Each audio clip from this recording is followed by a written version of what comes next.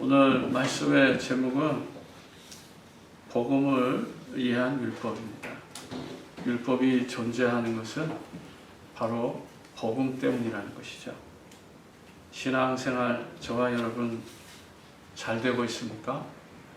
신앙생활이 잘 풀리지 않는 것, 또 자꾸 속상한 일, 어려운 일, 또 답답한 일, 해결되지 않는 이러한 일들, 때로는 원망스럽고 아주 저주스러운 이런 상황들이 여러분 반복되고 있습니까? 신앙생활은 정말 재미있는 것이고 행복한 것이고 기쁜 것인데 이런 것이 사라지면 결국 무너집니다. 율법을 바르게 알고 정리되어야 되고 정말 예수 그리스도 복음을 알면 모든 것이 아주 간단하면서도 쉽게 풀리는 것입니다. 아멘. 복음이 이해가 되지 아니하면 우리 인생의 모든 것들은 점점점으로 남는 것입니다. 그러나 복음을 알면 궁금했던 모든 것들, 여러분 답답했던 모든 것들이 결국은 명쾌하게 해결된다는 사실입니다.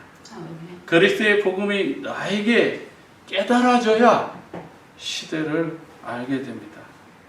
하나님은 저와 여러분을 아무것도 아닌 존재였음에도 불구하고 하나님은 저와 여러분을 가치 있게 만들어줬습니다. 아멘.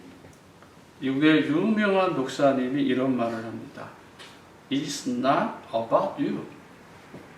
너는 아무것도 아니야. 너는 아니라니까. 그런데 그 다음에 그분의 말씀이 뭡니까? 그런 아무것도 아닌 너를 내가 불러서 가치 있게 목적이 있게 만들어줄게 라는 것입니다. 아멘. 여러분, 우리는 아무것도 아니에요. 수많은 역사 속에 한 점에 불과한 거예요. 그래서 시편의 경점 이렇게 말하잖아요. 저 날아가는 먼지, 티끌, 다시 말하면 재 같은 아주 부족한 나였는데 하나님 그런 나를 가치 있게 만들어주고 목적이 있는 삶으로 나를 이끌어주겠다고 말하는 것입니다. 저와 여러분이 복음 가지고 하나님의 은혜를 남용하면 계속해서 육체적인 욕심, 탐욕 여기에 빠집니다. 그래서 얼무가 되고 그것이 함정이 되고 그것이 거치는 것이 된다고 성경이 말하는 거예요. 복음은요, 선명해야 되는 거예요. 복음은 포장할 수 있는 게 아니에요. 꾸민다고 되는 게 아니에요. 복음은 선명하기 때문에 모든 것이 다 드러나게 돼 있어요. 그런데 우리가 포장을 합니다. 어떻게 포장하죠? 율법주의, 반율법주의 이런 것으로 정당화하려고 하는 겁니다. 율법도 아니고 복음도 아니고 복음을 가지고 반율법적으로 살려고 하는 사람들, 이런 사람들이 우리 주변에 너무 많다는 거예요. 깨끗하지도 않으면서 깨끗한 척, 거룩하지도 않으면서 거룩한 척, 신앙생활 정말 잘한다고 하는데 잘하는 게 아닌데도 잘하는 척 하는 것을 칭찬하는 그런 시대가 된 거예요. 다시 말하면 극단적으로 주장하거나 극단적으로 정죄하는 이러한 상황들이 반복되는 것입니다. 그것을 바로 로마서 7장에서 바울이 정확하게 지적하고 있는 거예요. 로마서 7장은 건전한 신앙생활을 저해야 하는 또 다른 극단적 문제가 무엇인지를 우리에게 가르쳐주고 있습니다. 사람들은 율법을 되게 무시하려고 해요. 구약에는 율법만 있는 줄 알아요. 빨리 이런 생각을 버려야 돼요. 구약에 복음이 있었고요. 구약에 은혜가 있었어요. 자꾸만 율법이 만들어지기도 전에 은혜가 있었다니까요. 그렇잖아요. 타락한 아담과 하와에게 영인의 우선 복음 주셨잖아요. 원시복음. 아브라함이 먼저 하나님을 알았잖아요. 율법보다. 그러는데 하나님은 어떻게 했어요? 아브라함이 여호와를 믿으니까 의로 여겼다고 말하잖아요. 이게 은혜의 복음이에요. 노아는 뭐요? 아브라함보다 먼저 태어났는데 노아는 뭐죠? 사람들이 정말 율법의 말씀, 하나님의 말씀을 다 거부하고 살아갈 때 노아는 뭐라고 그랬어요? 은혜를 입었다고 하잖아요. 구약 성경에 율법만 있는 게 아니고 구약 전체, 신구약 전체가 복음의 시대고 은혜의 시대고 성령의 시대고 하나님의 역사의 시대고 예수 그리스도의 시대예요. 그런데 우리는 자꾸만 예수님 오시고 난 뒤에 복음만 가지고 얘기를 하려고 하는 것이요. 그게 착각인 거예요. 로마서 7장에 저와 여러분들이 뭘 어떻게 해야 되는지 정확하게 알려주고 있다라는 것입니다. 복음을 깨닫지 못하면 여러분 한 가지 분명히 기억하세요.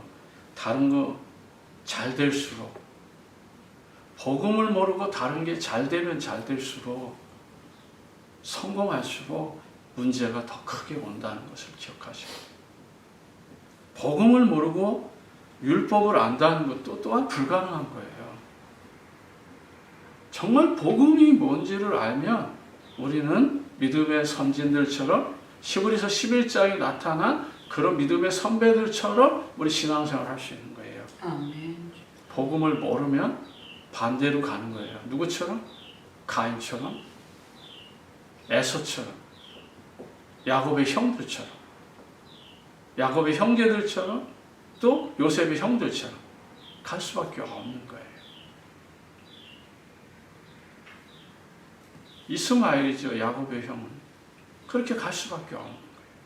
복음을 알면 무너져도 넘어져도 실패해도 아브라함, 이삭, 야곱, 요셉처럼 모세처럼 여호수아, 갈렙처럼 하나님 앞에 쓰임받았던 렘넌트 7명처럼 흘러가는 거예요.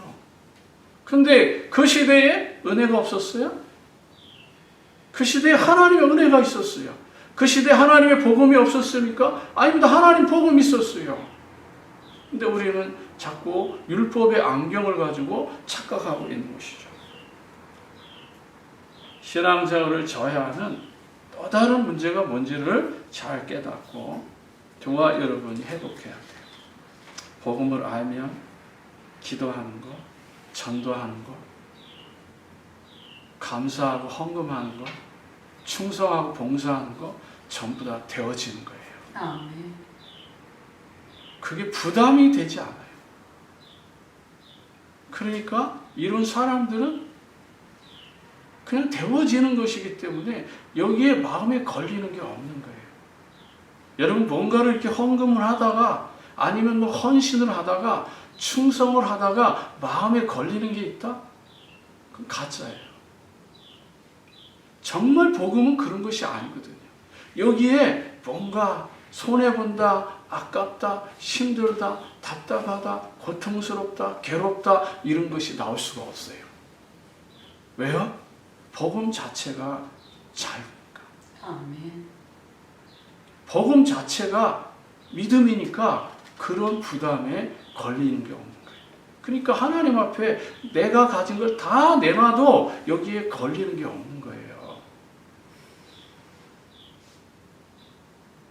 보통 목사들 있잖아요. 자기가 가지고 있는 재산을 다 100% 내놓는다라고 했을 때 여기 걸리거든요. 대부분 걸려요. 안 그러신 분들도 있어요. 그러나 대부분 90%는 걸려요. 뭐요? 아, 이거 다 내고 내가 어떻게 남은 생에 살지? 조금이라도 노년에 돈이 있어야 되지 않을까?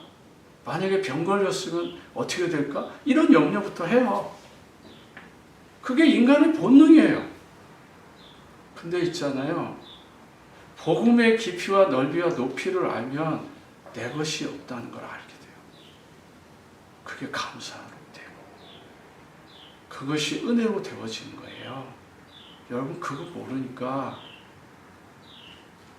그게 안 되니까 다른 사람이 하는 게 배가 아프고 질투가 하는 거예요. 사실은 이 집 있잖아요. 이 미션홈 헌금, 작정헌금 다 됐어요. 작전 헌금이 다 되어 있는 이 건물이라고요.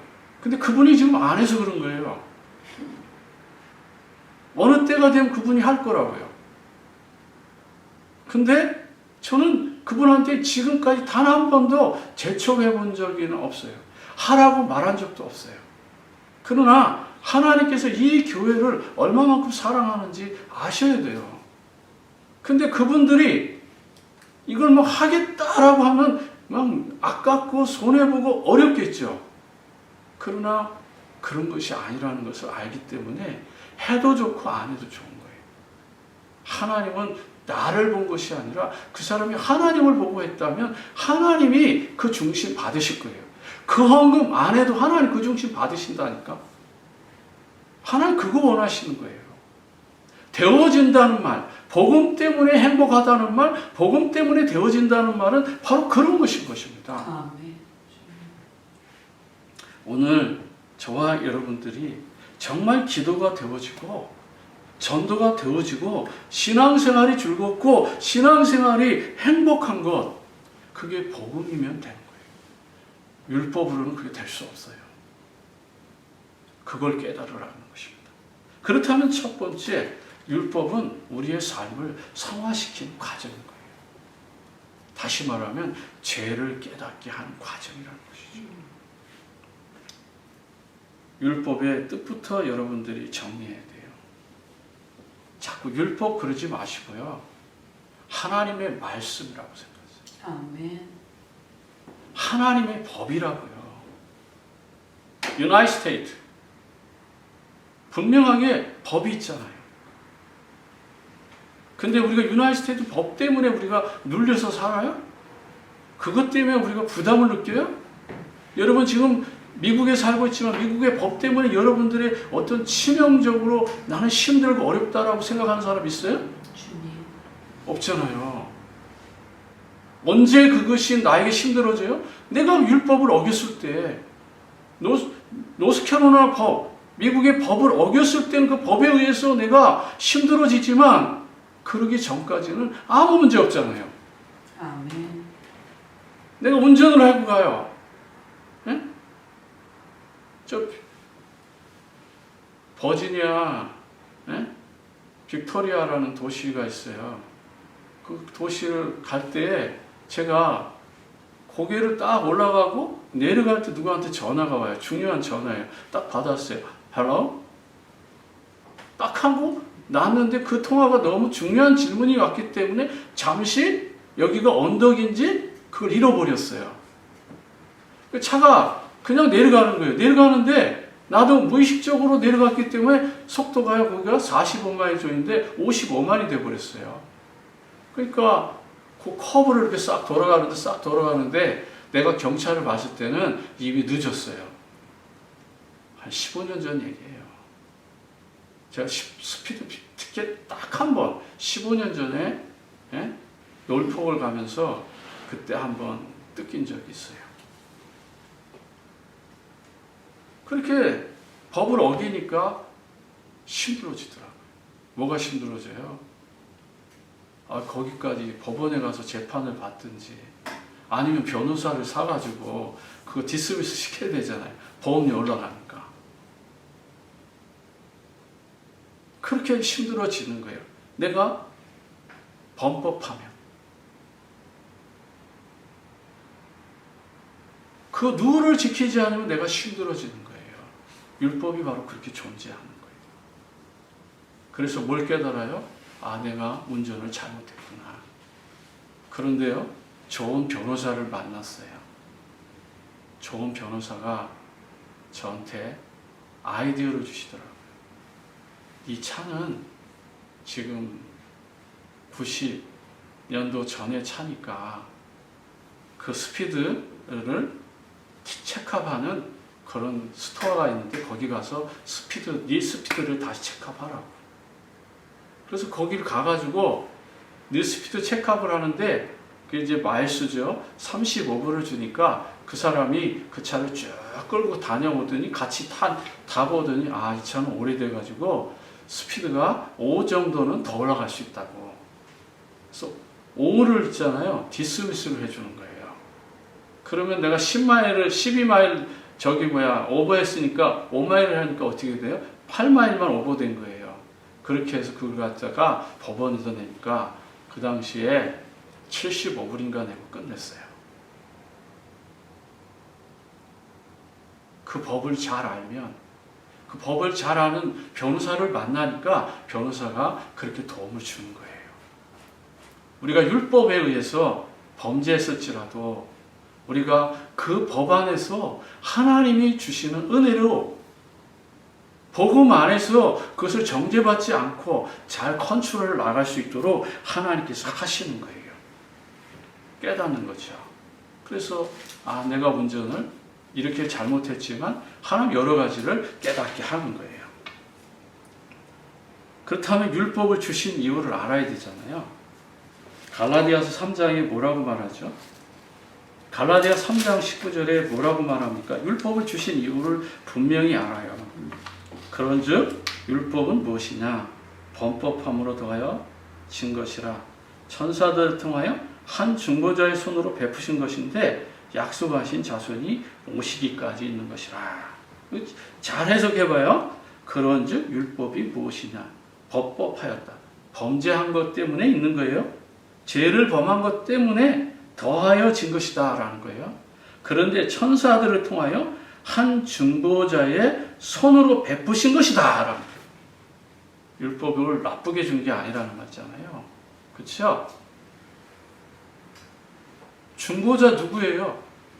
예수 그리스도를 통해서 우리에게 주신 것이라고 말하는 거예요. 그런데 이게 언제까지 있어요? 약속하신 자손이 오시기까지 필요하다. 예수 그리스도 오실 때까지 필요하다라고 성경은 말합니다. 과거에 바울은 어땠어요? 이거 몰랐을 때 율법을 가지고 사람들을 완전히 하나님처럼 자기가 법법을 가리는, 의인과 악인을 가리는 그런 자리에 서 있었잖아요. 그렇죠?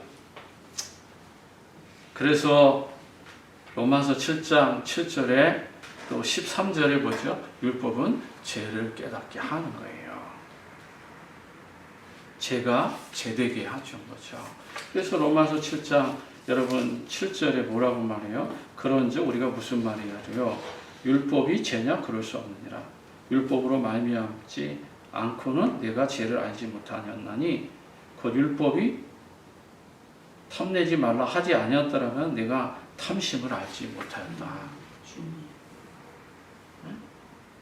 거짓 증거하지 말라고 했으면 그 말이 없었으면 네가 거짓말이라는 걸 못 깨닫는다. 남의 것을 탐하지 말라고 말했기 때문에 네 안에 탐욕을 알게 된다는 거예요. 예. 그렇게 율법은 우리에게 유익하기 위해서 준 거다라고 말하는 거예요. 13절에 또 뭐라고 말하죠? 그런즉 선한 것이 내게 사망이 되었느냐? 그럴 수 없느니라. 오직 죄가 죄로 드러나기 위하여 선한 그것을 말미암아 나를 죽게 만들었으니 이는 계명으로 말미암아 죄로 심히 죄듯 되게 합니다. 참 하나님 은혜 안에 우리가 들어오면 아무것도 문제될 거 없어요. 아멘. 미국의 법이 우리에게 아무것도 영향력을 못 주는 것처럼 우리가 복음을 알고 신앙생활을 정상적으로 하고 있다면 그 율법은 나에게 아무 의미가 없는 거예요. 왜요? 의미가 없는 게 아니라 나에게 아무 영향력을 받지 않고 나는 살아갈 수 있는 거죠. 의미는 있죠, 율법이. 그러니까 여러분 율법 때문에 여러분 신앙생활이 좌우할 필요는 없다라는 말이에요. 그래서 우리가 속으면 안 되는 거예요. 그 다음에 율법을 주신 기한이 있어요. 아까도 말했지만 한 번 더 볼게요. 갈라디아 3장 23절에 뭐라고 말하는지. 갈라디아 3장 23절에 뭐라고 말합니까? 믿음이 오기 전에는 율법 아래 매인바되고 계시될 믿음의 때까지 갇혔느니라. 그냥 뭐 제가 풀어주지 않아도 다 알잖아요. 그렇죠? 믿음이 오기 전에 여러분이 정말 예수 그리스도를 믿기 전에는 그럴 수밖에 없는 거예요. 그렇다면 믿으면 우리가 예수 그리스도를 믿으면 뭐예요? 한마디로 자유하는 거죠. 아멘. 율법하고는 아무 관계가 없는 거예요. 조금 있다가 좀 더 남편의 비유를 통해서 좀 더 설명을 할 테니까 그 다음 볼게요. 25절이에요. 믿음이 오늘은 우리가 초등교사 아래 있지 아니하니라. 율법 아래 있지 않다는 거예요. 율법에 더 이상 매지 말라고 말하는 것입니다. 율법의 역할은 우리를 그리스도 앞으로 인도하는 초등학교 교사 선생님이에요. 그래서 갈라디아 3장 23절에 율법은 우리를 주님 앞으로 인도하는 교사의 역할을 하는 것이다. 그러니까 나쁜 건 아니다 이 말이에요. 무가치하지 않다는 겁니다. 그래서 예수님께서 오셔서 어떻게 했어요? 율법을 다 완성하셨잖아요. 테텔레스타이. 다 이루었다. 아멘. 그것이 바로 율법의 완성이에요. 그러면서 저와 여러분들이 선지자, 제사장, 왕의 축복을 누리는 거죠. 그리스도의 삼직의 비밀을 누리는 거예요. 그렇다면 크게 두 번째, 오늘 본문의 율법에 대한 비유가 나와요. 7장 1절부터 볼게요. 7장 1절부터 보면 이릅니다. 형제들아 내가 법하는 자들에게 말하노니 너희는 그 법이 사람이 살 동에만 그를 주관하는 줄 알지 못하느냐. 그러니까 율법은 우리가 살아있는 동안만 주관하는 거예요. 이해됐죠? 근데 두 번째 보세요. 2절에 남편 있는 여인이 그 남편이 생전에 법으로 그에게 매인 바 되나 만일 그 남편이 죽으면 남편의 법에서 벗어나느니라. 율법을 지금 남편이라고 합니다. 근데 그 남편이 살아있으면 거기에 부인은 어떻게 해요? 그 남편에 의해서 살아야 되는 거예요. 남편이 죽기 전에는 다른 생각을 하면 안 돼요. 그 얘기예요. 왜 그 율법을 가지고 이렇게 비교했을까요? 이 남편이 누구예요? 율법이면서 또 누구예요? 예수 그리스도예요. 예수 그리스도가 죽으면 아무 문제 될 게 없잖아요. 그런데 그걸 모르고 자기 마음대로 살아가면 어떻게 돼요? 그래서 3절에 그렇게 말하잖아요. 그러므로 만일 그 남편이 생전에 다른 남자에게 가면 음녀라. 그러나 만일 남편이 죽으면 그 법은 자유롭게 되나니 다른 남자에게 갈지라도 음녀가 되지 않는다. 예수 그리스도는 저와 여러분들을 위해서 완전하게 죽으셨기 때문에 이 남편이 죽은 거예요. 죽음으로 말미암아서 율법이 뭐예요? 다 이제 나는 그 율법에 매일 필요가 없는 거예요. 복음을 깨달았다라면 더 이상 이제 우리가 믿음이 왔다면 아까 본질적으로 성경의 말씀대로 말하면 믿음이 왔다면 예수님께서 십자가에서 모든 율법을 다 완성하셨기 때문에 우리는 더 이상 이제 율법에 매일 필요가 없는 거예요. 율법에서 자유하는 거예요. 그럼 막 죄를 막 쳐도 돼요? 안 되잖아요. 또 죄를 지면 그 율법에 의해서 또 정죄를 받지만 저와 여러분들이 이제는 그 율법에서 자유할 필요가 있다라고 하는 거예요. 그래서 율법에서 벗어나는 방법, 남편에게서 벗어나는 방법이 뭐냐? 바로 믿음이고 그게 복음이라는 거예요. 다음은 4절에 뭐라고 말하죠? 그러므로 내 형제들아 너희도 그리스도를 몸으로 말미암아 율법에 대하여 죽임을 당하였으니 이는 다르니 곧 죽은 자 가운데서 살아나신 이에게 가서 우리가 하나님을 위하여 열매를 맺게 하려 함이라. 여러분들은 이제 율법에서 벗어나서 자유로우니까 이제는 생명의 열매 있는 삶을 사는 거예요. 그 열매가 여러분에게 나타나야 돼요. 사랑과 실학과 화평과 온유와 양선과 오래 참음과 충성과 이런 성령의 9가지 열매들이 구체적으로 우리에게 나타나기 시작해요. 그게 되어지면 복음의 열매들이 따라오는 거죠. 그래서 헌신하는 거 기쁘고 봉사하는 거 기쁘고 충성하는 거 기쁘고 전도하는 거 기쁘고 예배하는 거 기쁘고 기도하는 거 기쁘고 다 기쁘고 되어지는 신앙생활을 할 수 있는 겁니다. 예수 그리스도의 죽음으로 우리는 이제 모든 문제가 끝났다 이 말이에요. 아직도 안 끝나셨어요? 뭐가 여기 자꾸 막혀요? 남편 때문에, 아내 때문에, 돈 때문에, 뭐 때문에 자꾸 여기가 답답하시니까 그렇다면 오늘 그것을 내려놓으세요. 하나님이 해결하셔야 돼요. 여전히 여기가 걸린다? 그럼 음료처럼 좀 살고 있는 거예요. 복음이 왔으면 맡기세요. 주님이 하시는 게 더 큰 거예요. 우리 안에 잘못된 동기, 잘못된 그러한 욕심, 탐욕들이 우리 안에 있으니까 기쁘지 않은 거예요.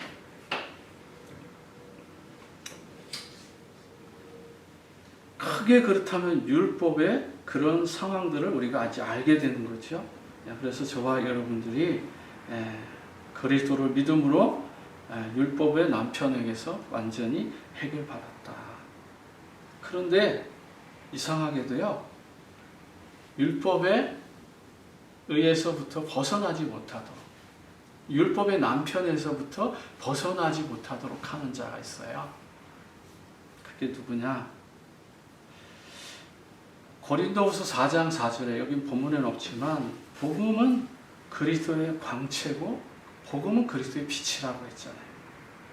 이 빛이 우리 마음에 임하면 큰일 나요. 누가요? 사탄이. 그래서 이 사탄이 이 그리스도의 광채와 빛이 우리 마음에 비치지 못하게 방해한다고 고린도후서 4장 3절 4절에 그렇게 나온 거예요. 사단이 복음의 뿌리를 내리지 못하도록 방해하는 거예요. 그런데요, 이 빛이 나에게 임하면 이해할 수 없는 영안이 열려요. 영적인 눈이 열려요. 아멘. 문제를 해석하는 눈, 사건을 보는 눈, 사람이 이상하다 그러는 게 아니라 저 사람이 저렇게 행동할 수밖에 없는 그 눈이 열리는 거예요. 그리고 내 안에 잘못되고 있는 것, 잘못 각인 뿌리 체질되는 것, 이것이 창세기 3장이라고 하는 것, 그게 영안이 열리기 시작해요. 내 안에 있는 것부터 나와 관계된 사람들의 그 영적인 문제가 보이기 시작하는 거예요. 그런데 그게 보이지 못하도록, 그 영안이 열리지 못하도록 이 어둠의 세력이 그를 장악하고 있는 거예요. 그러니까 복음이 들어갈 수가 없는 거예요. 왜? 너무 캄캄해서, 어두워서. 그래서 저와 여러분들이 오늘 이 예배를 통해서 말씀을 잘 들으면 하나님의 은혜가 깨달아집니다. 율법의 저문에서 그러잖아요. 6절에 율법의 저문에서, 그 묵은 율법에서 이제 새로운 영의 세계가 열린다고요. 예. 6절, 거기 하반절에 그렇게 말하잖아요. 이제는 우리가 얼매였던 죽었으므로 율법에 벗어났으므로 이러므로 우리가 영의 새로운 것으로 섬길 것이다. 영의 새로운 것. 이게 중요한 거예요. 이게 복음이고 그리스도잖아요. 그런데 이 영의 새로운 것으로 우리가 변화될 수 없도록 자꾸 율법을 이용해서 마귀가 그리스도의 빛이 들어가지 못하도록 우리 안에 잘못된 것들을 자꾸 심어줘요.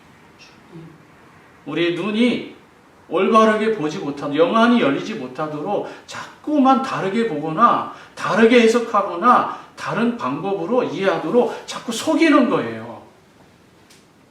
그래서 창세기 3장에 우리가 자꾸 올무가 되는 거야. 창세기 3장에 자꾸 빠지는 거야. 그래서 함정이라고 말하는 거야. 그 창세기 3장이 자꾸 가시가 되는 거야. 그래서 저와 여러분들이 자꾸만 그 창세기 3장에 자꾸 틀에 갇히는 거예요.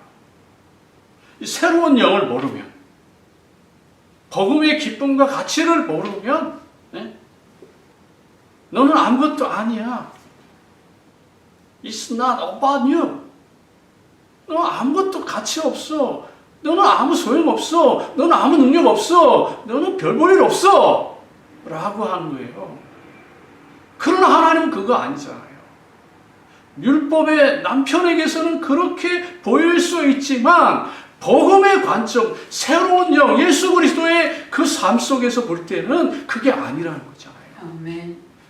가장 낮은 자의 삶도, 가장 가난한 삶도, 무능한 삶도, 비굴한 삶도 없다는 거예요. 그래서 고린도전서 1장에서 그렇게 말한 거잖아요. 이 세상에서 가장 무식한 자를 들어서 지식 있는 자들을 부끄럽게 할 수 있다. 가장 무익하지만 가장 강한 자를 만들어 주시겠다고 하는 것이 바로 복음의 능력이에요.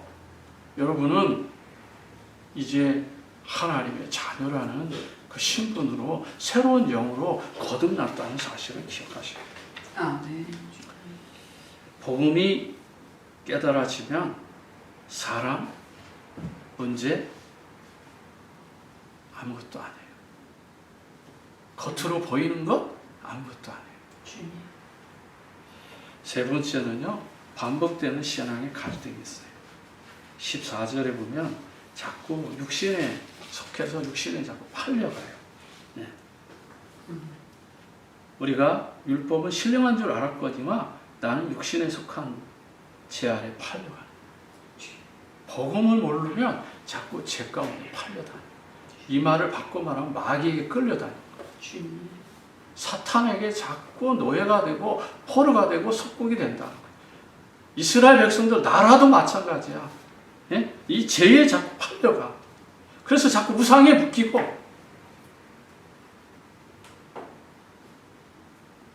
세상의 그 권력, 신 앞에 묶이고 누가 조금 더 잘 되고 성공한 거에 자꾸 부러움에 맡기고 누가 돈 잘 번다 그러면 거기에 묶이고 누가 더 좋은 지위, 돈 자리에 갔다면 거기에 자꾸 묶이는 거야. 노예가 되고 포로가 되고 속국이 되고 그것이 올무가 되고 한정이 되고 틀에 잡히고 그래서 창세기 3장, 10장에 자꾸 사람들이 묶여가는 거예요. 왜 우리가 그렇게 묶여 살아야 돼요? 우리는 이미 그리스도의 새로운 영을 받은 그리스도인의 삶이 있다는 것을 기억하셔야 돼요. 그래서 우리가 가진 이 삼직을 가지고 마귀의 세력을 이기고 죄의 세력을 이기고 하나님 만나는 축복을 누릴 수 있는 저와 여러분들이 되어야 된다는 사실입니다. 그럼 19절에 뭐라고요? 7장 19절 볼게요. 내가 원하는 바 선은 행하지 아니하고 도리어 원하지 아니하는 바 악을 행한다. 이게 인간의 본능이에요. 본성이고요. 우리 안에는요, 창세기 3장에 원죄의 그 본질적인 죄성이 있다는 것을 우리는 기억하셔야 돼요. 그러니까 복음 가지고도 눈 헷가닥 돌면요, 이상해지는 거예요. 전혀 사람들이 생각할 수 없는 그러한 모습들이 나오는 거예요. 네, 바울이 그런 거예요. 지금 바울의 마음에는 두 마음이 싸워요. 예. 25절 볼게요. 24절, 25절이요. 24절, 25절 봅니다. 바울의 마음의 지금 속이에요. 오라 나는 공고한 사람이로다. 이 사망의 목에서 누가 나를 건져내랴. 조금 더 이해하려면 22절 볼게요. 내 속사람으로 하나님의 법을 즐거워하되 23절이요. 내 지체 속에 다른 법이 내 마음의 법을 싸워 내 지체 속에 있는 죄의 법으로 나를 사로잡는 것을 본다. 오라 나는 공고한 사람이로다. 이 사망의 몸에서 누가 나를 건져내. 지금 두 마음이 싸워요. 복음의 마음, 율법의 마음도 있지만 또 악한 마음, 선한 마음. 두 마음이 계속 싸워요. 선을 행하고 싶은데 복음을 위해서 일하고 싶은데 한편으로는요 악한 마음이 오는 거예요. 이게 바울의 솔직한 내면의 모습이에요. 목회자도 마찬가지예요. 이 복음을 제대로 깨닫지 못하면 성화의 과정을 제대로 이해하지 못하면 우리는 누구나 다 넘어지고 무너질 수 있어요. 주님. 예. 그런 전제가 우리 안에 내재해 있다는 거예요. 거룩하고 정말 복음 때문에, 이 전도 때문에, 선교 때문에 순교할 각오까지 되어져 있는 바울의 마음 속에는 지금 두 마음이 지금 싸우는 거예요. 우리 마음이 간사하다는 것이죠. 그래서 저와 여러분은 완전한 뭐예요? 복음 속으로 들어가야 돼요. 자, 25절 보죠. 복음 속으로 들어가는 거예요. 우리 주 예수 그리스도로 말미암아 하나님께 감사하리로다. 그런즉 내 자신이 마음으로는 하나님의 법, 육신으로는 제 법을 섬긴다. 그래도 이제 바울은 길을 찾았어요. 감사라는 것. 아멘. 네. 우리나라의 유명한 아나운서, 인터넷에 보면 신권사입니다. 그 아나운서가 정말 절망 가운데 있었어요. 근데 이 아나운서가 그런 절망한 가운데서 찾아낸 게 뭔지 아세요? 감사예요. 그날도 촬영하는 날 비가 와요. 근데 보통 사람들은 자기가 이렇게 촬영하고 드러나는 날인데 정말 햇빛이 쨍쨍 나고 날씨가 좋기를 원하잖아요. 근데 비가 왔어요. 보통 사람들 같으면 어떻게 생각하죠? 아, 왜 비가 와? 뭐가 좀 분위기가 좀 안 좋은 거 아니야? 이렇게 부정적으로 생각할 수 있잖아요. 근데요, 권사님은 이렇게 생각해요. 아, 비가 오니까 얼마나 낭만적인가. 어릴 적 그 비 맞던 것도 생각이 나고, 네? 뭔가 이렇게 비를 맞을 때 기분, 그러면서 하나님이 이 비를 주시면서 나를 축복하는구나 라고 생각을 바꾸는 거예요. 환경은 똑같은데 생각이 지금 어디가 있느냐에 따라서 모든 것이 삶이 좌우되는 거예요. 이런 생각이 없으면 있잖아요. 이런 것이 되어지지 않으면 어떻게 되는 줄 아세요? 환경을 벗어나려고 몸부림치는 거예요. 빨리 비가 안 오기를, 햇빛이 나기를 자꾸 고대하면서 그 햇빛 나는 쪽으로, 비 하는 쪽으로 자꾸 피하려고. 하나님의 축복은 그 자리에 있어요. 아멘. 그 환경에 있어요. 그 모습에 있어요. 사람들은 그걸 잘 이해 못해요. 저는 지금이 하나님이 나에게 주신 축복의 시간이라고 생각해요. 아멘. 그런 믿음이 여러분들에게 회복되길 바랍니다. 결론에 복음적인 생활을 누리면 아무것도 문제되지 않아요. 많은 사람들이 신앙생활을 오해해요. 마태복음 11장이 아니라 12장 28절에 이런 말이 있습니다. 예수님이 말씀한 거예요. 성령을 힘입어서 너희가 귀신을 쫓아내면 하나님의 나라가 너희 마음에 임하였느니라. 아멘. 많은 사람들은요, 천국을 죽어서 가는 거라고 생각해요. 복음은 그런 거 아니에요. 이미 하나님의 나라가 여기에 시작됐어요. 아멘. 그 하나님을 누리면서, 하나님의 나라를 풍성히 누리면서 가는 거예요. 하나님의 나라 천국, 죽어서 가는 곳으로 자꾸 생각만 하는데,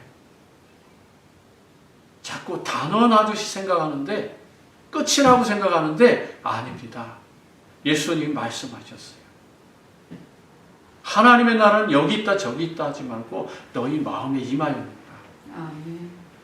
내 주 예수 그리스도 모신 것은 그 어디나 하늘나라.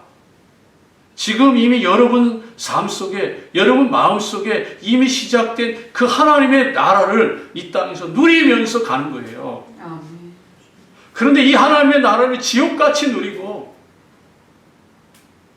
복음의 기쁨과 축복을 누리지 못하면 세상 사람들과 똑같은 수준으로 탐욕과 탐심과 육신의 정욕과 안목의 정욕과 이생의 자랑과 돈과 명예와 권력과 부귀와 영화에 붙들려서 그것을 쫓아가면서 천국은 전혀 못 누리고 마지막에 부끄러운 구원 받는 그 천국에 들어가고 싶으세요?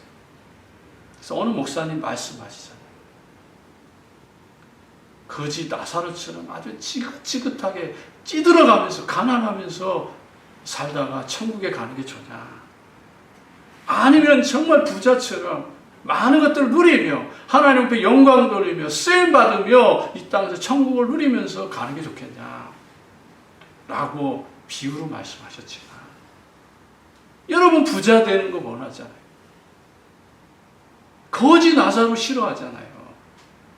그러나 진짜 영안이 열리고 주님의 새 마음에 새 영을 임재된 그 사람은 부자도 가난한 것도 문제가 되는 게 아니라 지금 내게 주어진 이 환경을 얼마만큼 가치 있고 아름답게 복되게 천국을 누리면서 가느냐, 여기에 목적이 있다는 사실. 아멘. 율법주의, 계속해서 율법을 지키려고 하는 사람, 갈라디안주의, 율법과 복음을 이 세상과 교회를 넘나들면서 조율하면서 알미니안주의자처럼 그 갈라디안주의예요. 반율법주의, 완전한 율법도 아니고 이거는 여러분 이왕이면 저와 여러분은 복음주의로 사세요. 그것이 하나님 기뻐하는 거예요. 주는 그리스도시요 살아계신 하나님의 아들, 날마다 확인하시고 발견하시고 체험하는 삶, 그것이 바로 오늘 지금 내 마음에 임하신 예수 그리스도 하나님의 나라를 어떻게 누리는지 그 삶에 중점을 두시기 바랍니다. 율법은 그리스도 안에서 왕성되고 성취되었잖아요. 더 이상 이제 우리는 율법의 남편에 매이는 것이 아니고 이제는 복음 안에서 누릴 수 있는 충분한 가치가 있어요. 율법이 아닌 복음의 관점에서 모든 것이 회복되면 모든 게 다 이해되고 용서가 되고 치유가 되고 회복되고 살려는 길이 보이는 거예요. 복음의 눈이 아니면 안 된다 이 말이에요. 그리고 마지막에 이제 복음 전파에 삶이 회복되고 우리의 신앙과 방향이 그리고 우리의 비전이 분명해지는 이 놀라운 축복을 여러분들이 누리게 되기를 진심으로 축복합니다. 기도하겠습니다. 하나님 아버지 은혜와 사랑 감사합니다. 복음이 복음되지 못하게 하는 이 복음을 막는 이 사탄의 세력이 무엇인지 깨닫게 하시고 우리가 복음 가지고 이미 하나님의 나라를 누리는 전도자의 삶이 되게 하옵소서. 아멘. 예수 그리스도의 이름으로 기도합니다. 아멘. 아멘.